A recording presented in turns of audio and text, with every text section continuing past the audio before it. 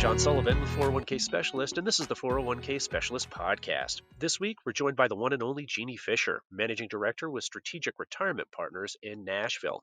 Anyone who knows Fisher knows she's made incredible use of LinkedIn to engage clients and grow her business. She joins us to speak about effective marketing in the time of COVID, the appeal of the Roth 401k, and an important investment that's getting little attention. Jeanne, you recently posted to LinkedIn about the most underutilized investment no one is talking about. What is it? I did. It's a fixed maturity ETF, which we're not necessarily seeing in the 401k space, but has become a huge component of the financial plans we're building for our private clients. And why is nobody talking about it? Well, I say they're relatively new. They are 10 years old, but they're a little bit abstract. And that basically they're bridging the individual bond market over into the ETF market. And so I think people maybe don't understand them as well. And in reality, there's not that many offered. So I think it's just new and a little too new for everybody to be hopping on the bandwagon just yet. Understood. Now, why is it so effective from a planning standpoint? Well, to me, it simplifies the fixed income holding component of our portfolios. As I said, the ETFs kind of really came out full force like the mutual fund did and provided some really great equity exposure. But we still have a lot of individual investors and advisors trying to build individual bond portfolios, which is actually quite a bit riskier and quite a bit more challenging than you would expect. Sure. It's its own unique market. You have to understand the language, and it's harder to diversify, if you're buying these individual bonds. So for me, from an advisor perspective, it's very easy to implement. And then from a client perspective, it's very easy to understand. And it gives them it gives them a clear path to cash, which is what I think a lot of retirees want. So it's just one more advantage of the ETF, huh? Absolutely. All of the built-in advantages of the ETF, but obviously with a fixed maturity or a bond type component. Understood. So transitioning to LinkedIn, you're known very well for being very well versed on LinkedIn. What's new and kind of exciting that you're seeing out on the platform? Well, LinkedIn is always changing. There's a lot of jokes about the algorithm and what hits and what doesn't hit.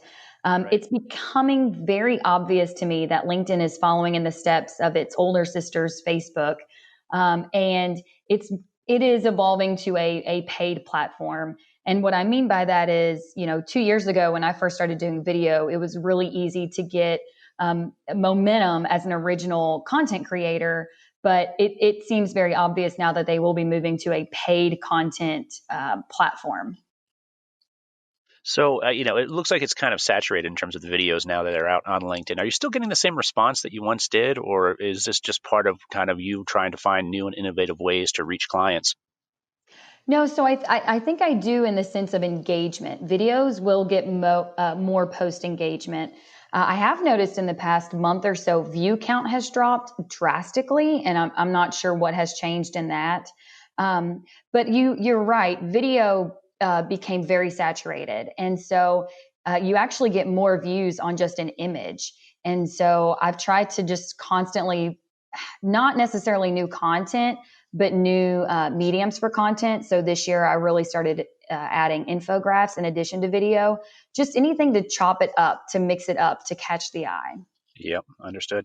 What topics are hitting right now on LinkedIn? Have you noticed any trends?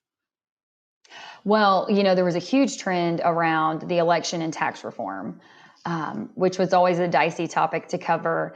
I think anytime you can simplify it, no matter what the conversation is, if you can simplify it to 3 points, I think that's what takes off. Yep. So anytime we go into a downturn or a crisis, innovation seems to take over. What's new and exciting from a marketing perspective that you've seen that's come out of all that's happening? I think for me, the virtual events, and it's funny you're asking this because I'm right in the middle of planning one right now, but when you can't go to a networking event or you can't take somebody to lunch, you have to come up with other ways to meet with them.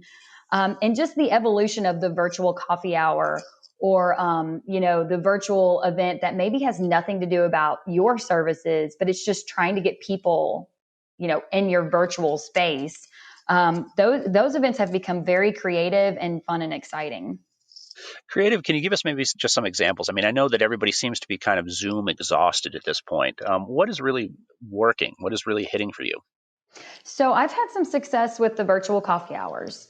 I'm going to send you a gift card and let's get on and just enjoy a cup of coffee. I think it's casual. I think it's easy for somebody to attend. I don't think it requires a lot of commitment on either part. One of the things that we're trying to plan right now is somewhat of a holiday event. Anything that's not necessarily me sitting here talking to you about wealth management or 401k, but Right. if I can excite you with a how-to class, right? Like how to build a cheese board or how to make this cocktail. People are tired of someone talking to you through Zoom, but they're open to any form of entertainment because we don't Okay. have that.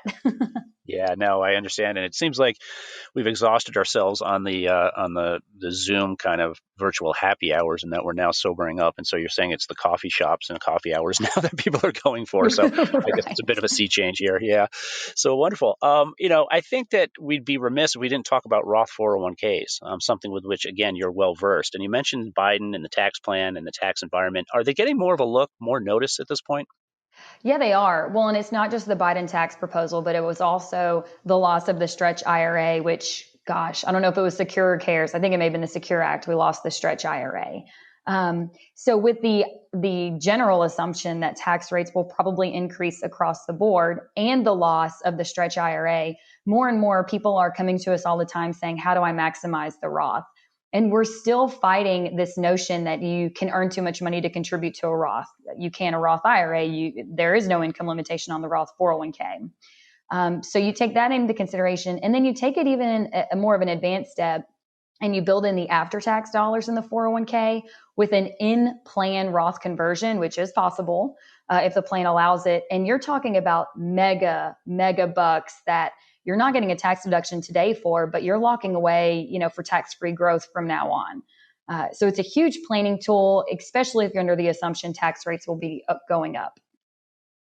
Is the Roth a demographic play at this point? Is interest mainly from younger workers, or is it now all ages?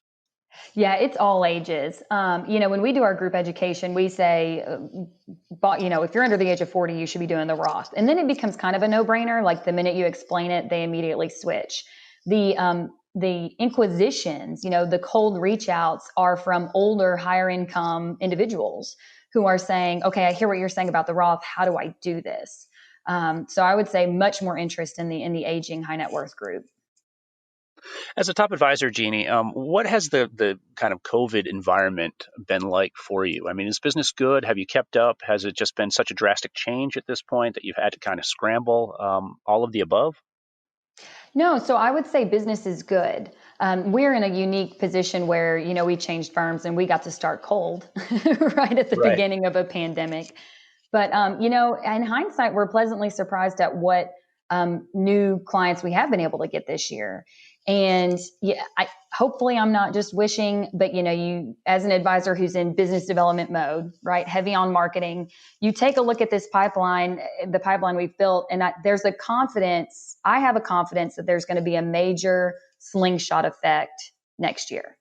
I still think, there was movement this fall, but I still think there's a lot of trepidation, a lot of people who are saying, we just got to get through 2020 and then we'll come back. And I think those who stayed active, those who stayed visible and aggressive throughout this whole year, maybe didn't get as much business as they expected, but I think it'll slingshot them next year. That is exactly what we like to hear. So wonderful. Yeah. Jeannie, as always, thanks so much for joining us. We do appreciate it. Yes, thank you for having me.